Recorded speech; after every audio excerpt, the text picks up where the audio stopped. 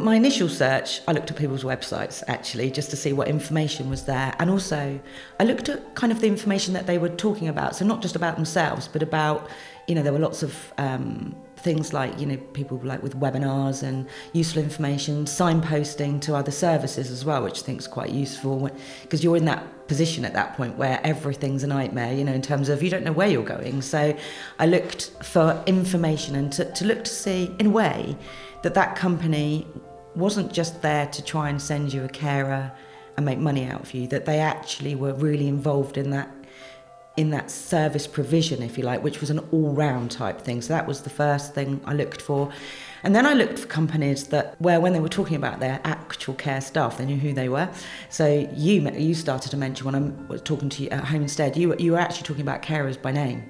And that was very different to anyone else. And you were saying, I've got this person by name, and I think they'd be great with your dad, because you sat there and you chatted away to dad on your own, which I thought was lovely, which nobody else had done. And I left the room for sort of 20 minutes. And my dad's actually got a bit of a hang-up about males, as you know. And I could hear him laughing away. And I was like, this is great. This is perfect. And you got information out of my father, which nobody else had even bothered talking to him.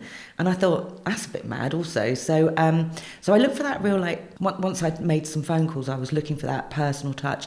I was looking for a company that actually treated their own staff well as well, because I run a business, if you like, quite similar to Home Instead, but for office staff. So I know my temps, I interview people well, I know my clients, and I know who works where.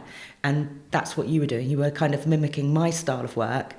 It sounds awful, but it is a job at the end of the day, and you have to do it professionally. And that's what I felt about Home Instead, that you were well set up, you were invested in the industry as a whole.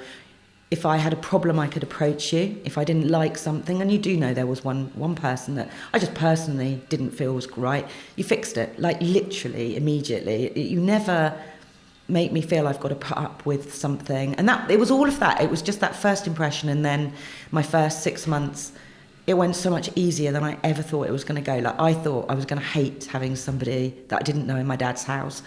I thought I was going to be suspicious of them. I thought I was going to be checking on if they'd been in my dad's bedroom or his stuff was, just all of that stuff, because the press will always pick up on, or media generally, on the bad things that happen. But they never talk about all the good stuff that happens, because it doesn't make clickbait, does it really, at the end of the day? And I realised within a month that I had no worries at all, that you had totally assessed the people that you use. And they really like working for you as well. That's the other thing. Their experiences with you are good. And then, obviously, I try and make their experience with my dad and my family as best I can too. But they give back to me. I mean, I share so much fun with the carers that come around. They're so lovely.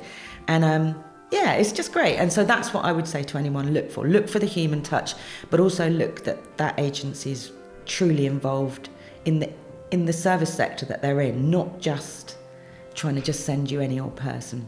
And also just to speak, know that you can speak up. If you don't like something or something's not working for you, that you know that you can approach those people and they're going to listen to you and react to you well.